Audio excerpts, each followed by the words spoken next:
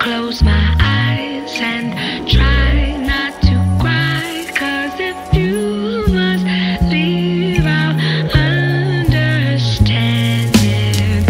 Would make it easier if I knew the place you were coming from. Then I could make a move to relieve all the pressure and confusion. Hi, I'm Elia Einhorn. Welcome to the Talkhouse Music Podcast. Here at the Talkhouse, we pair notable musicians for unmoderated conversation and release a new talk each week. Regular listeners will have caught episodes like George Clinton and Soulclap, or Questlove chatting with Slater-Kinney and Portlandia's Carrie Brownstein. Check out these and all of our past episodes, and subscribe to get new ones on Stitcher or iTunes. Today's episode was recorded live last year at Samsung 837 in New York. Close my eyes and try not to cry, 'cause Hello, 837. I'm Brenna Ehrlich, the editor-in-chief of Talkhouse Music, and I would like to welcome you all to another edition of the Talkhouse Music Podcast, where we bring artists together for amazing conversations. In the past, we've had the likes of Wyclef Jean and Will Butler and Marky Ramone and Rose McGowan and more down in this space, and today we have a pretty exciting pairing for you. Penn Badgley from Mother and various amazing TV shows and movies, and Kendra Foster. Kendra has won Grammys for her work on D'Angelo's Black Messiah and toured with George Clinton's Parliament Funkadelic, and her solo record just came out this June. I know Penn is a huge D'Angelo fan, so I'm pretty interested to see what you guys have to say to each other. So I'm going to let you guys take it away. All right. Well, I can say now that it's very nice to meet you, and I'm honored even. Oh my goodness. I'm honored too. It's kind of hard to look at you. You're pretty easy on the eyes. No, it's totally an honor for me too, Penn. So this is something we were about to talk about before the interview started, but like the way that you exist now, like as an artist, which is probably like, I can imagine you couldn't imagine this, you know what I mean? Like working in this array of projects and stuff like that. And being that your solo record just came out, like, you know, how did you come to be such a collaborative artist? I guess like in the recent past. Or as I put it, how did you be able to get in the sandbox with others and play play well? Well, the funny thing is I started writing really, I guess, more as an artist, writing for me, and then coming through the ranks of P-Funk and Vanguard, brought on new collaborations. But the main thing, I did tend to collaborate more so with producers. So I guess staying in my lane of top line, melody and lyrics, and then someone else dealing with all the other composition, wonderful composition. It's like I had grown accustomed to kind of writing alone in that way, you know, building with someone else with the sounds, but words and, you know. And that's what this record is, right? Yes, and this record, much. Oh my gosh, you know, probably he was maybe one of my first like co-writers of a person that also is doing melody and amazing lyrics. He's an amazing. Is this Kelvin? No. Well, actually going back to starting with D'Angelo and Black Messiah, right. like in terms of collaborating. Because I remember what we were saying about how it's interesting getting used to collaborating.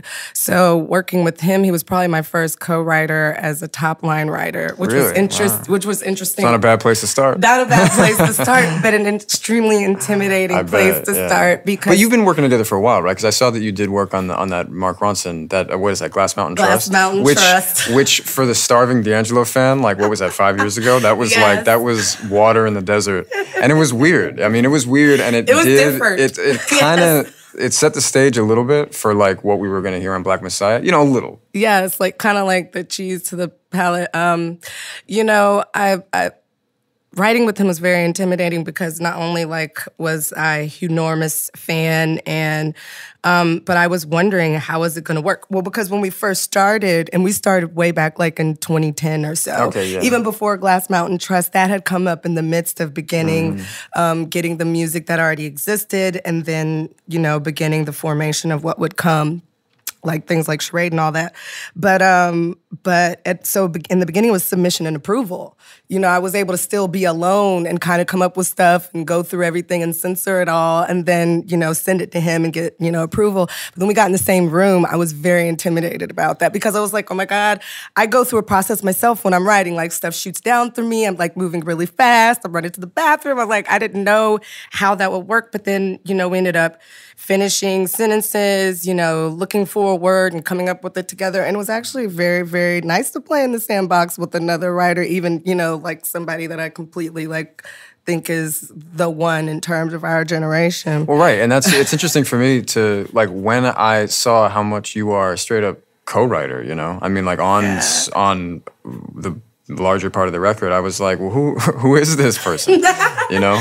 And even listening to this solo record, I don't know if it's like your lyrical phrasing or something, but I started to recognize the more I listened to it that those were some of the sounds I was hearing on Black Messiah. You know what I mean? Wow. And I mean, and I get, and I hope you appreciate that. No, I certainly do. That means a lot because that means you listened. But yes, and the beautiful thing about writing with D and the Vanguard was that I really could write like I was writing for me, save the fact that it was a man that I was writing for, and sometimes he had to remind me, or coming through a male voice, let's say. But then I found after that, I still get nervous about getting in a room with other writers. Like other producers is cool. We kind of stay in our own lane. So have you done a lot more of that kind of collaboration since? Yeah. Is that what it is? Yeah, I've done more collaborating with other top liners, and it's still like, oh my gosh, you know, because there's a wealth of information coming through both vessels and like trying to trade it and see if you can cohesively, you know, exchange and share, you know, because I never want to be guilty of steamrolling, and I also don't want to trap myself, you know. And that's what I've found is my challenge in collaboration. But I've gone with all sorts of folks, like, you know, fellas over in Greenpoint, working with hip hop folks, like just doing really anything that sounds good. That's why we're going to work together. Yeah. You don't tease me, because that's something that, I mean... We're absolutely going to do it, Penn. You, me, and Mother, and all of us. You know, we are starting recording this, I guess, in a few weeks on the second record. How do you have time? Are you touring? Well, we don't really have time. We're going to start... I mean, the truth is this first record was recorded so quickly. Like, really? You know, we don't try to spell it out so much in most kinds of press because we want it to sound like it's new music. But the truth is we recorded the whole damn thing like 3 years ago almost. Yeah. Most like, of my solo was 7 years ago. Yeah, I can imagine. Right. Yeah. Yeah. And that, you know, so, which shouldn't matter. I mean, you know, music, if it's good, is timeless, but you always want to seem like you're whatever. But yeah, and we recorded it really quickly. We recorded it, the four of us had never sat down in the same room together. What? And we really, like, until the first day. And I mean, the first 5 days, we had a song at the end of every day. I mean, we didn't have every bit recorded. But we had, you know, essentially like exactly what you hear. So the truth is, it came together in like 28 days. Wow. So, you know, and that's something whereas like most artists I really respect don't work like that at all. I mean, it's like most artists I listen to, most artists I love, it seems to me that, like, for instance, when you do your record, or even the way that you and D'Angelo write, it's like it's still coming from a writer or two writers, it seems to me. Yes, right? Whereas, like, for instance, with us, it was this sort of mishmash of improvised, recorded, like, spontaneity that worked, you know, but you can't really count on that for an entire career. Well, you know what I mean? I actually, let me say something. I think that really there's all sorts of types of productions. Sometimes they come together really fast. Sometimes they take a long time. But they're all valuable. And the thing is, I feel like even with D'Angelo and the Vanguard, some of that is a hodgepodge of things that might have been created like overnight, but just were obsessed over for the sake of perfection and purity. Like my album, it was 7 years, like most of it was done 7 years ago, but it was done in a series of 3-day visits of me and Kelvin Wooten trying trying to like squeeze our busy schedules together 3 days at a time, getting 3 or 4 songs out a day. And then it added up to maybe a month and a half if you put all our recording sessions together. And because he's such a great engineer, it was kind of like the same thing. Okay, yeah. And we build it, and the thing is, when you come together, it seems like you're kind of throwing it together, but that just maybe means that the combustion is faster. Like the creation or the manifestation. So, like, you could totally build a career on that if that's where the vibe is, because, I mean, what y'all created, I've enjoyed. I was listening to it and I was like, there's so many layers here. There's so many things that it's reminiscent of that is a nice thing to me. And then there's the freshness. And then there's like the 808s plus like these synths that are kind of like glorious and simple at the same time. Depeche Mode beats Peter Gabriel, but like during Phil Collins' Genesis period mixing, with some more other wonderful things. And, so it's like, hey, if it works, it works. That's true. Whatever works, whatever is the creativity, I think, whatever the process is a beautiful thing. I mean, honestly, some of these historical songs of Dee and the Vanguard are like even composed from like jams, like powerful jams between some geniuses, Amir, Pino and Dee, like coming up with stuff, but still kind of being very strategic. Right. And like I imagine Sugar Daddy was probably kind of like that, right? Could be. Now, see, I wasn't around when that was built. So I guess I'm curious, like, so you are credited, you know what I mean, on that song, which sounds like such a jam. So how did you interface with those kinds of songs that existed before? So yeah, like when it comes to that album, some things already existed.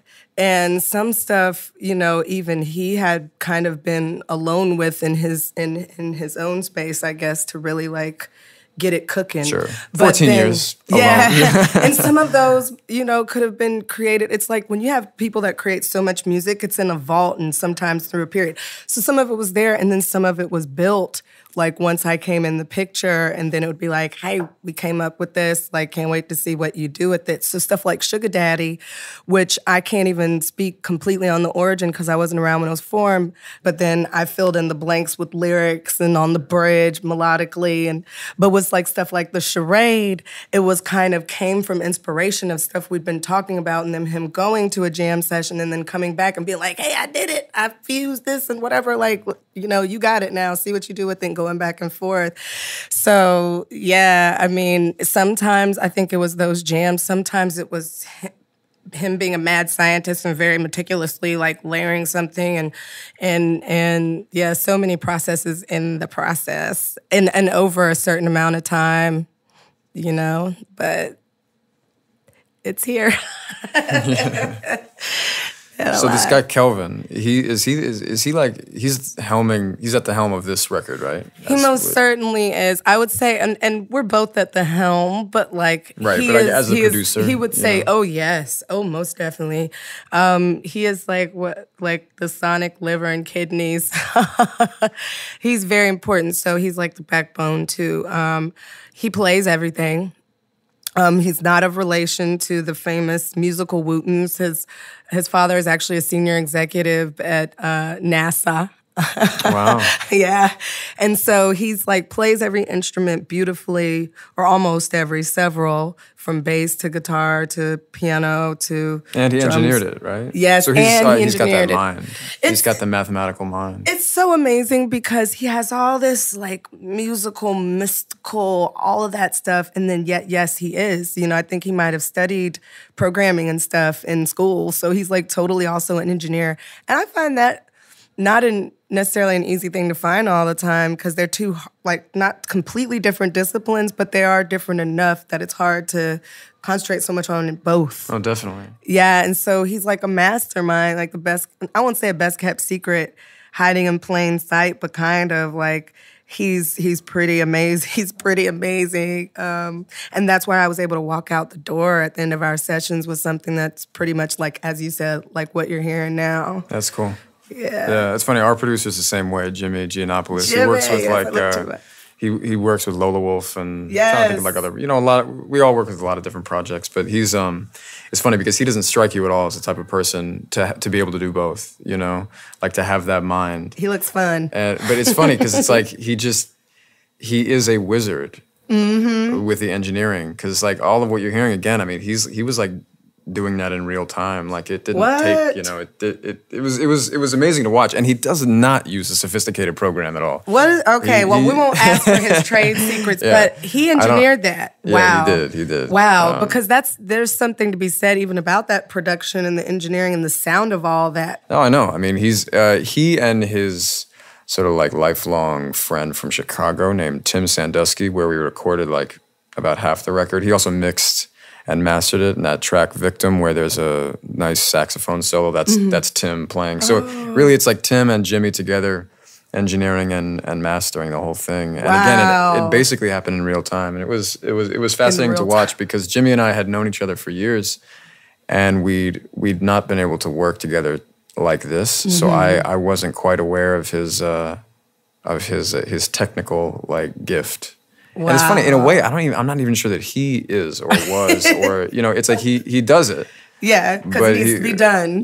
But it's a fascinating thing with him. Wow, that's awesome. So you're really, that's, I think, a powerful thing to be in-house that way. I felt that was very empowering for Ian Wooten and lucky and blessed for me because you could get all that done right there within, your squad, so to speak. I feel like these days, if you have to go outside, it's never going to get done. Because we don't have like, we don't have millions of dollars from labels. We don't, it's like, I don't know who has that anymore except for the top of the top of the top. Right. And then even if you do, who knows what type of attention you can get because it's a weird sort of saturation moving around. But I'll say this, it's also a matter of scheduling too. And I found that with having to outsource is also an issue, like coordinating that. So yeah, it is good to have those things close to home.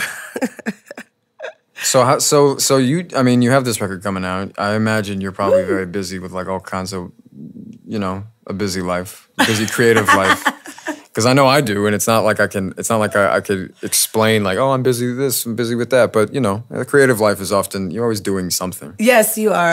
So what like do you tour with the Vanguard all the time, or is that only kind of sometimes, or is it? Well, from 2012 when we first entered out to the public, I had been touring pretty strong. Because I saw you guys, and that was the first time I'd ever seen D'Angelo at all. And it was, all of you on stage, like that was the best live show I've ever seen in my life. What? It was. Oh my goodness. It was an incredible band, and you had your dance moves going. Thank you so much. I love this band. Like it's way more than a gig, and they're like probably like in my feelings the baddest band in the land. But like, right now, I was touring with them quite a lot. Like we were in it. Like we're definitely a unit. And then I started. I took a little leave. Right? Yeah, I took a little leave. And of course, Black Messiah almost feels like my own album. But but you gotta like I can imagine it's like something you're so proud of. But at the same time, you can't. It's not your only. Yeah, exactly. It's my baby. But then I have this other baby that's been in the womb.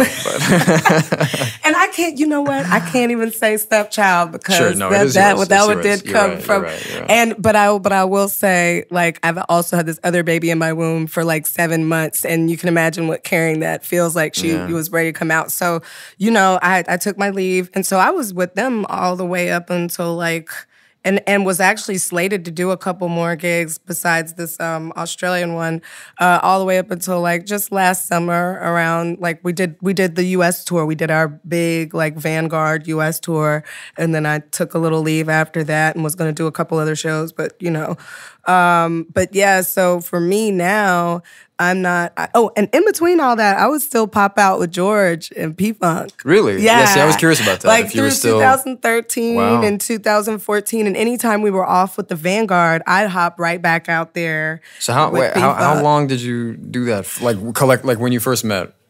How long have you been working with them, with George Clinton? And, like at the same time? Well, I guess I don't know. Okay, like how so long would you say that has been spanned over all that experience? Well, yeah. I started with P-Funk like in 2001. Okay, wow. And then rode with them for all that time, even through meeting D like in 2000. Well, really meeting him 2008, but then actually finally getting to work together around like early 2010, 2009, 2010-ish.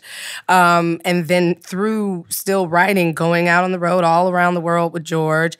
And then when 2012 kicked off, I was mostly touring with the Vanguard, but then I'd pop out with George. And through 2013, when the Vanguard kind of rested for a little bit, I was back out there with George all around the world, popping all around the world, and then coming back.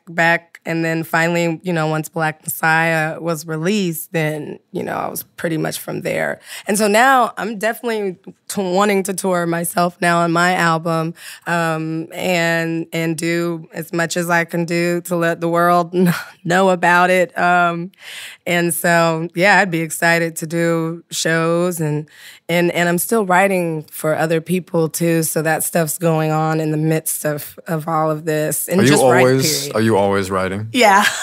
like actively, I'm curious. Because I guess as a writer, like we're always writing. But right.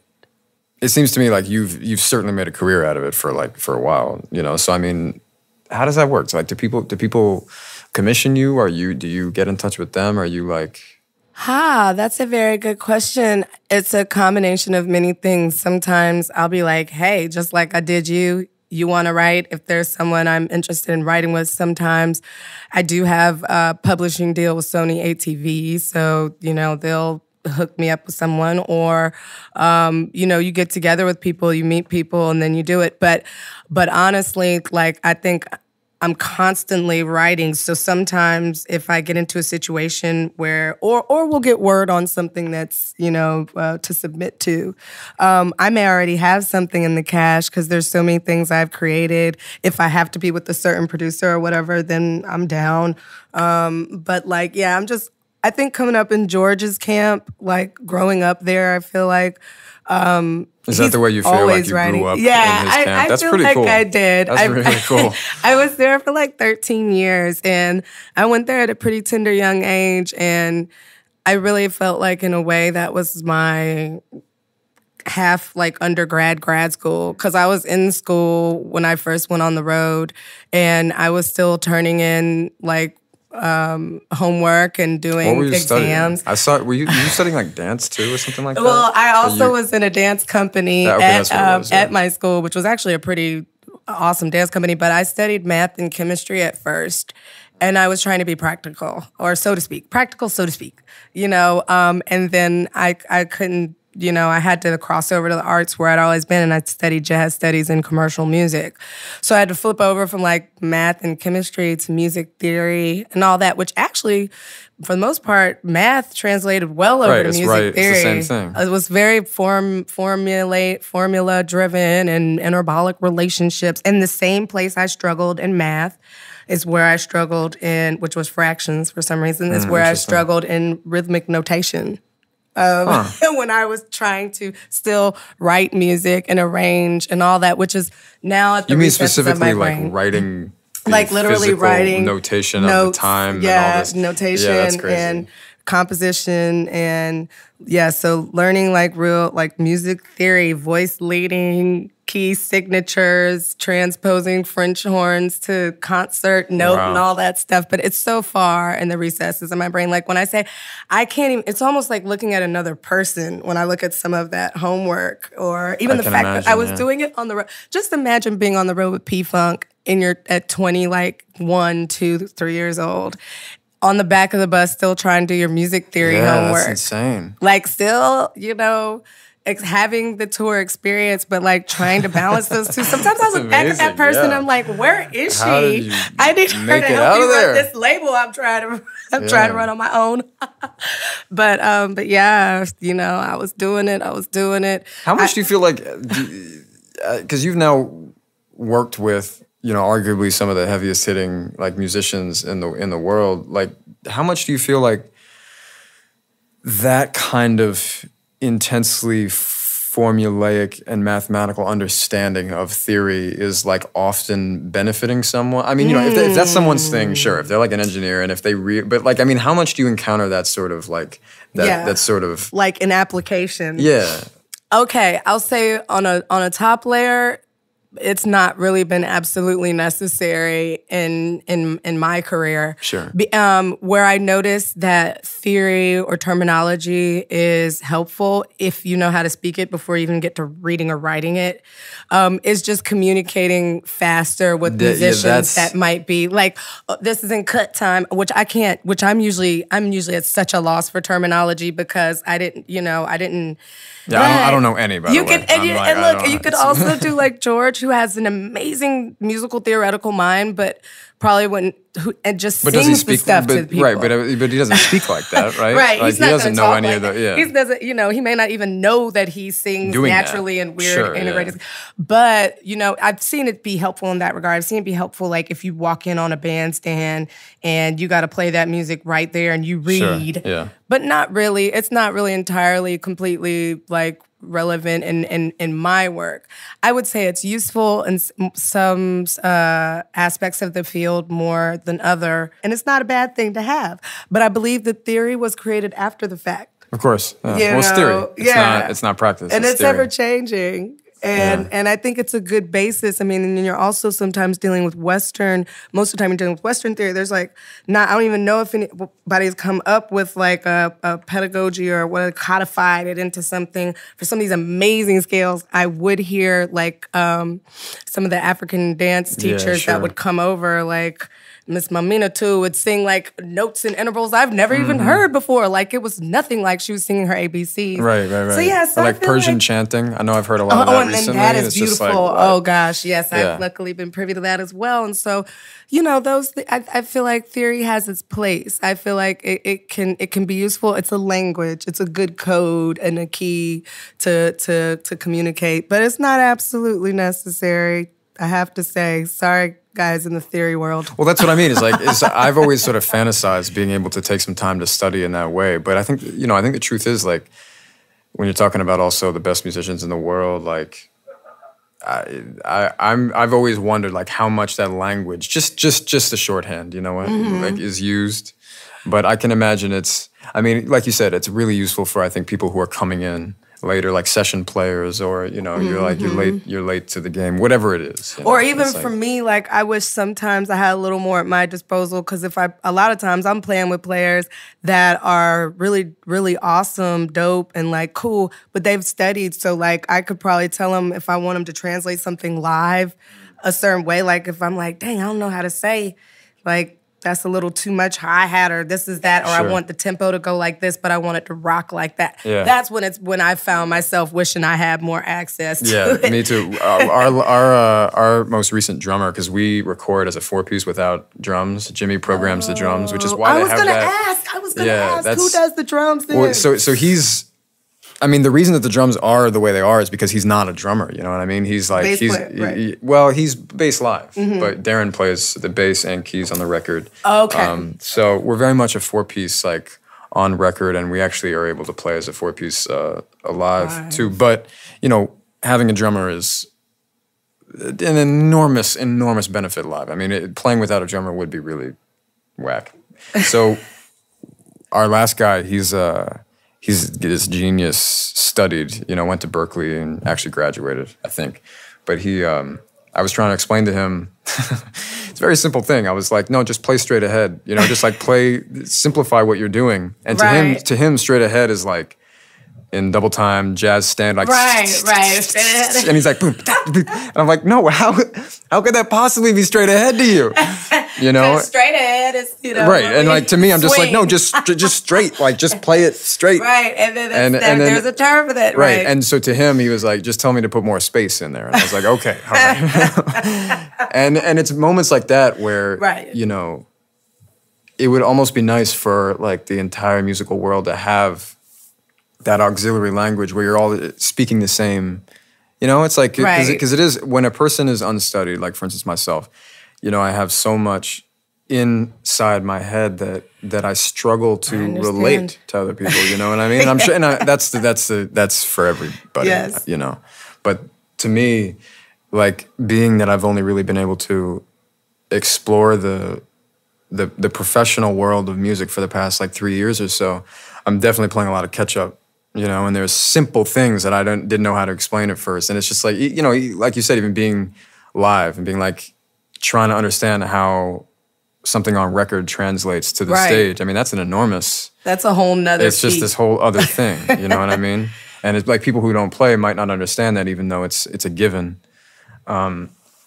So yeah, I don't know. I mean, I think there might be a point in the future where I study. Who knows if I have time. You know what I'll say? I will say this. From someone who had spent time with theory, like I feel I would try to go back and reinforce it. I would try to think, you know, because you have people like these awesome folk like Esperanza Spalding coming out that clearly like she can do all that and, you know, just go with the vibe.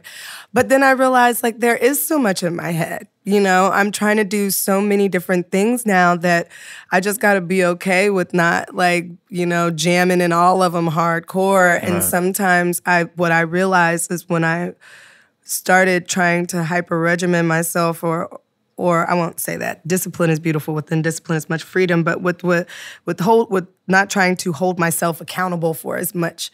Because sometimes the magic is in the fact that you aren't so, you know, so hyper studied in it. Sometimes if that's not where you were, that's not where it came from, your voice. You can't teach somebody to produce the sound that all those sounds that your voice makes, which I really enjoy.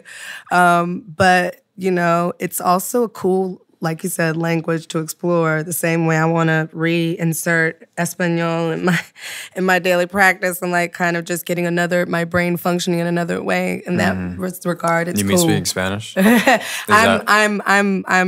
can't say that I speak it. I used to be much, much better at it. I mean, I did attempt to do the monologue because I actually wrote my own because the beautiful monologue at the beginning of Really Love was very personal, and so I just kind of wrote my own, so also I wouldn't butcher it. Solamente te quería amar, pero tú eras muy celoso. Querías ser mi dueño, pero yo soy libre. And then so I can speak it, but to say that I could converse or understand, I've got to reinforce that. But like in the same way that those languages kind of activate and stimulate inside of your brain, theory will be cool, but you're doing a lot, sir.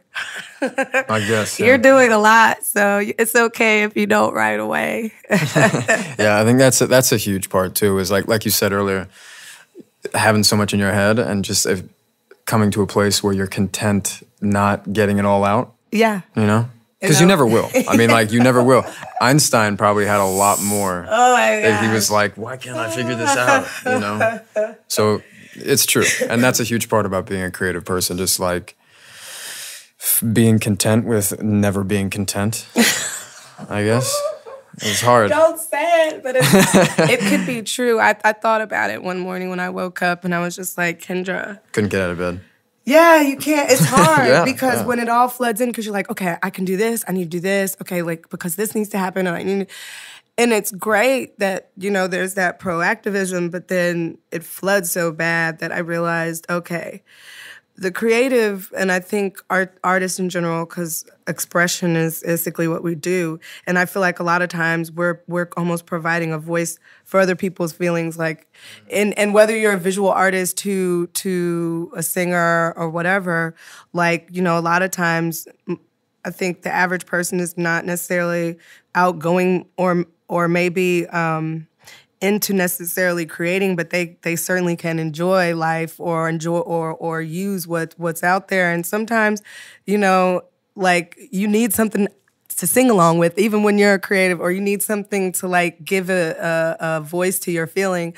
And so I feel like, man, one of our big priorities should be taking care of this vessel, which means probably working a little more in your spirit, your psyche, doing what you need to do. Because when you're channeling all that stuff, you can only imagine what is the residual or what it takes to open up like that. The average person doesn't, and shoot, sometimes I'm afraid to stand in front of thousands of people that are all aiming their energy at them, ready to share. They even said we almost need the debriefing that you need when you're in the armed forces or something, and traveling in that way at that level. Intense. And so I just was like, man, the goal is to not get overwhelmed by all the stuff that's coming in, to try to, get a little bit of a priority going. You want to stay centered. You want to fulfill your purpose. You want to fulfill your potential. But just to also just try to live, and try to stay balanced. Because it's a lot, I came in here like, oh my God. I could see the look in your eyes that there's a lot going on, right? And we hear all these stories, and people pass young, and there's a lot that we have to do to take care of us, in the process of providing what it is that we provide for everyone else. It's not to say that we're these champions of the world. Everybody's a champion in what they do here, or in the multiverse. But for our particular profession, what our role is. Well, you said it earlier. You said we're expressing.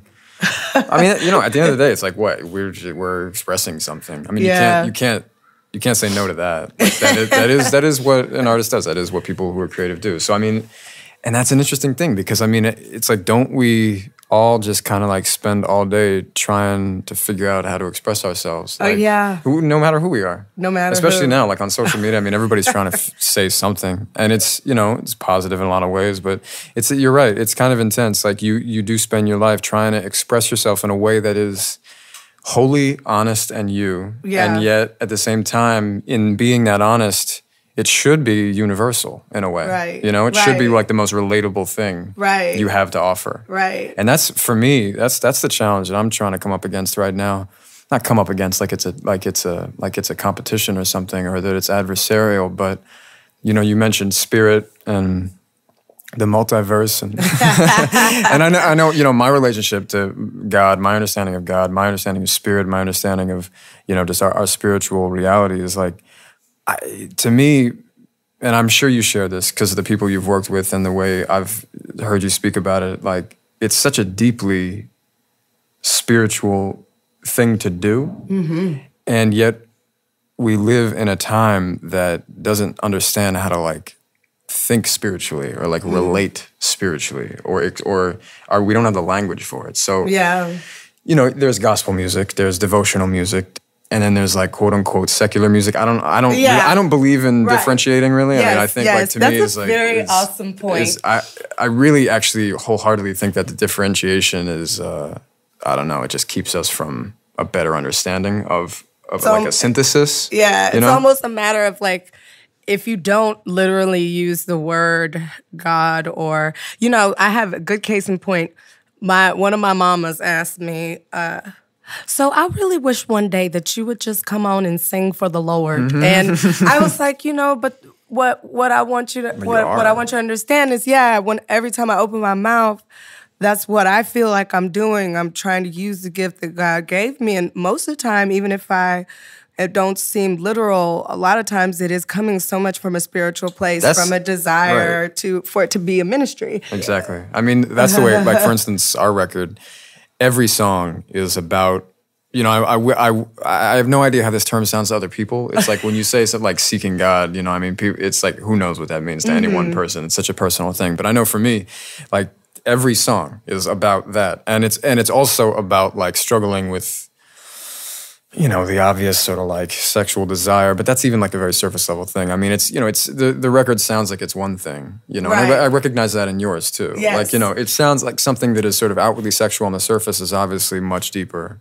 Right. And that's, I mean, same for D'Angelo. I'd say same for P-Funk and all that stuff. I mean, it's I think the best music is what is it other than spiritual? What could you possibly say it is other than spiritual?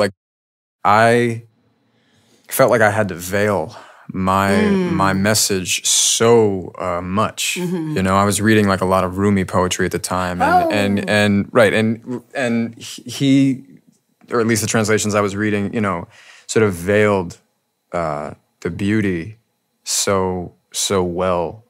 Because, you also want to be relatable. Mm-hmm. And, we used to have songs like Imagine. We used to have songs like We Are the World. We used to have songs like, even if, I'm looking at the man in the mirror, like, that's such an incredible... Direct. It's so direct. Yeah. I'm asking him to change his ways. Like, can we get away with that anymore? Right. I mean, not that we should or shouldn't, but it's just the fact of, like, right now, people are so... the level of scrutiny is like so high, and not that as artists we should ever like kowtow to that or pander to that, but to some degree is like I would like to believe that every generation is getting smarter, every generation is getting more sensitive and more soulful, hopefully. Yeah. So like, even though we like to romanticize about the past, I mean, in some ways we are getting better. We are more connected. Like the internet has allowed that. Most definitely. And is even just. Maybe, I don't know. I mean, I feel like Kendrick is doing it. Kendrick is definitely doing it. Chance is kind of, although, he's not speaking about general peace as much as he's just kind of talking right to God. Right. Which is amazing. So, yeah, I don't know. I just wonder, like, how artists these days are either afraid or because it's just like, we don't see that much. I'll say a couple things. I would say, I know what people are afraid of. I know, like, we're all trying to do what we love for a living. I know we're all trying to make a living and survive. So some people are probably afraid to say stuff that could either alienate them or drop their ability to keep their enterprise up, which is totally understandable. But there just comes a point where, well, what difference does it make? Because honestly, with how fleeting industry can be, you won't have that 15 minutes anyway, so you might as well It'll actually be 15 minutes. Right. So and it just, I guess it depends on your value system. But I will say about veiling is very interesting because that's relative. On one hand, I think it's beautiful because sometimes I'm a very direct singer. No, and you are. And I was listening to that. I was appreciating that. I really was. I was listening like, damn, that's bold. I'm kind of direct and I'm still metaphorical, but one of the things two of the guys that helped me, or two entities that helped me remember the beauty of innuendo and how artistic and it's not that it's out of fear.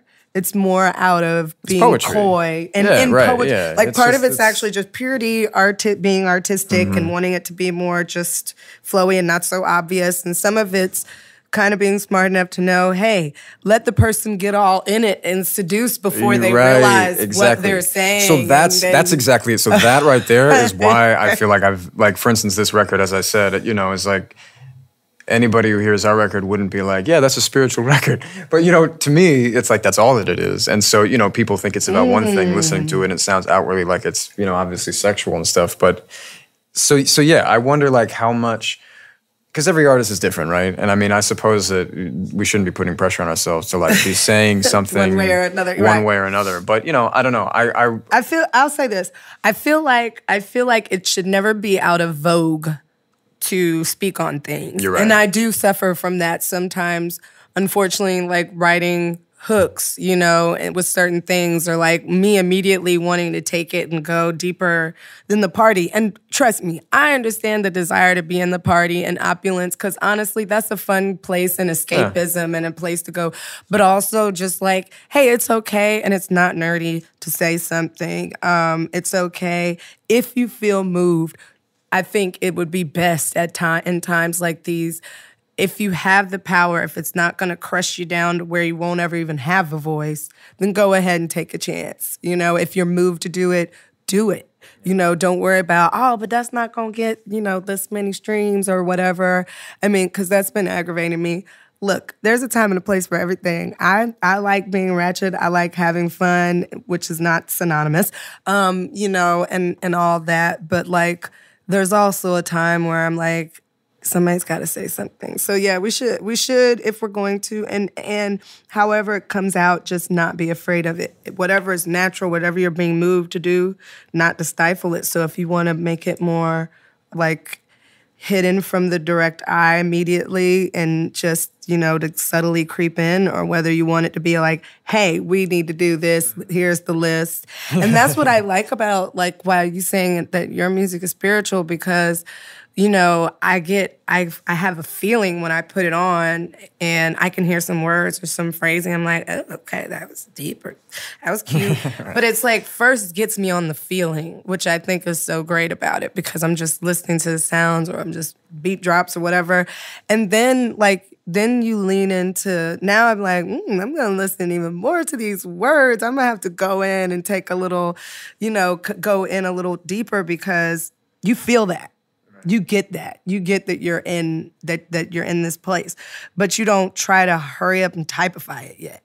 You know, you're just in it. You're in the magic, and then I love that there's more in the magic the more further you go in, and I think that's a lovely quality to have as well. Well, thank you. That's affirmation, because I think, you know, I put pressure on myself to say more in the art. You know what I mean? Because even particularly in recent years, as people look to anybody in the media to speak out, which, you know, is obviously valuable. Yeah. I think at the end of the day, it's like, I don't want to speak out more than my art does.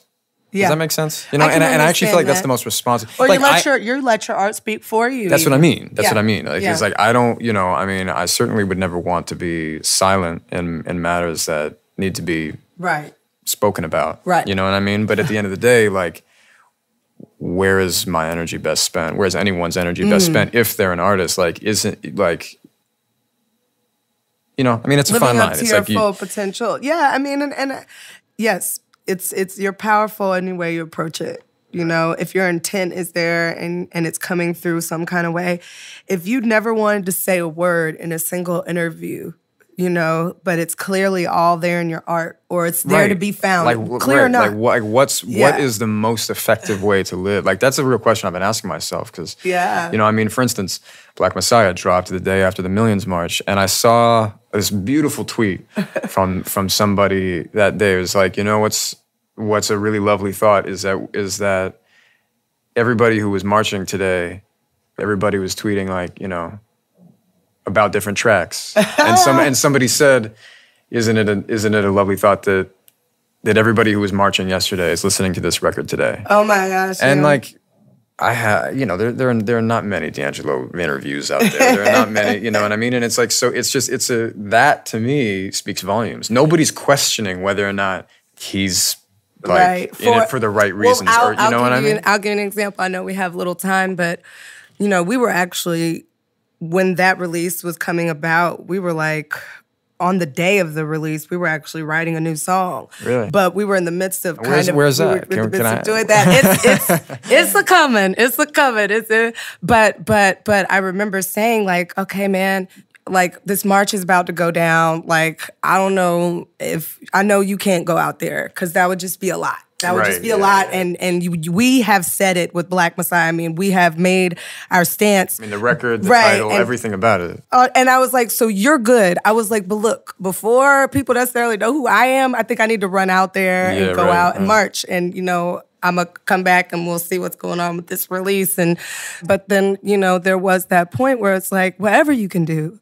You know, whatever you can do. Yeah. If you're marching, if you're speaking, if you're either withdrawing your dollars from where they would need to withdraw, or whether you're giving them to where they need to be given, like we all have, or whether you're just helping people on an individual basis, which is totally a part of the revolution as well. You actually have to be doing that, I think, certainly not rather. You have to be doing that, I think, in order to support the bigger moves, you know, like if you're going to speak out, quote unquote, if you're going to state a lot put publicly, you have to be, you have to be living it. Yeah, sometimes. I think, especially for white people, I think it's like, that's a huge, a lot of white people love to tweet and Facebook and all this stuff, but it's like, yeah, but what about like your friends, and what about, you know, I mean, like what's it's like just happening, upholding it kind of like in every moment of your life. And that's to, you know, so again, like, bringing it back to our music, I think like that's to me the key for there's just, you know, it's not like I'm pointing the finger. I've just noted for a while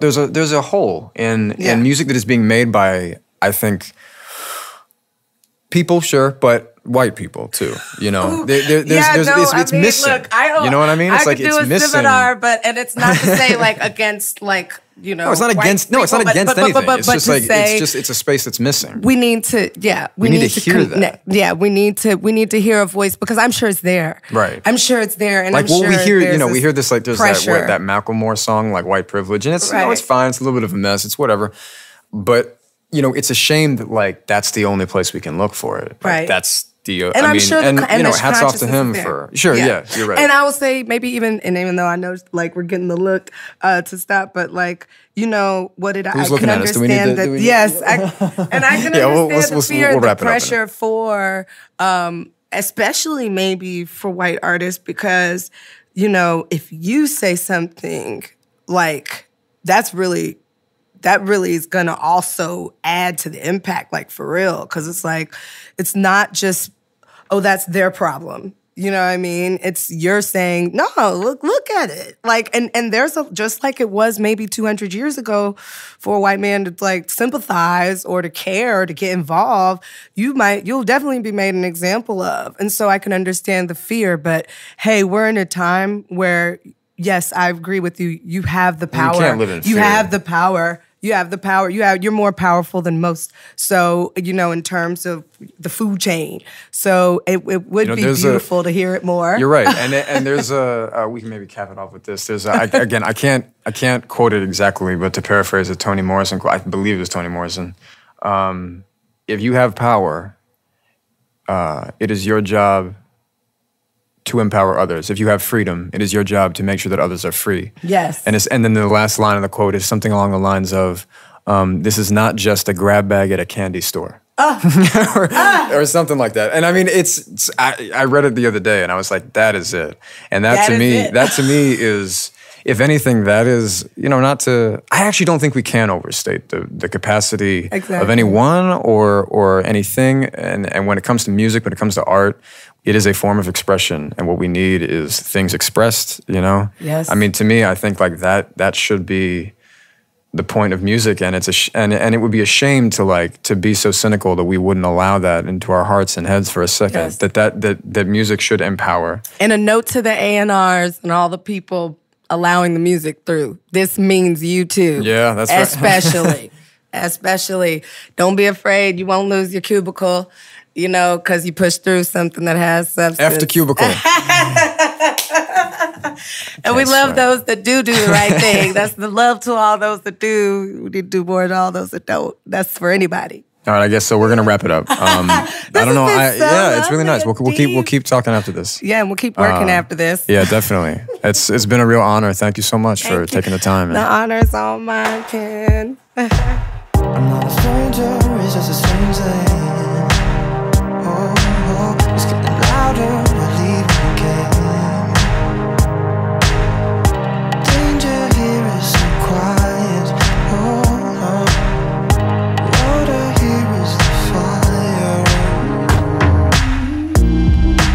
Hi, I'm Elia Einhorn, and you've been listening to Kendra Foster and Penn Badgley on the Talkhouse Music Podcast. Subscribe on Stitcher or iTunes for upcoming Talkhouse Music and Talkhouse Film episodes. Today's episode is mixed by Mark Yoshizumi.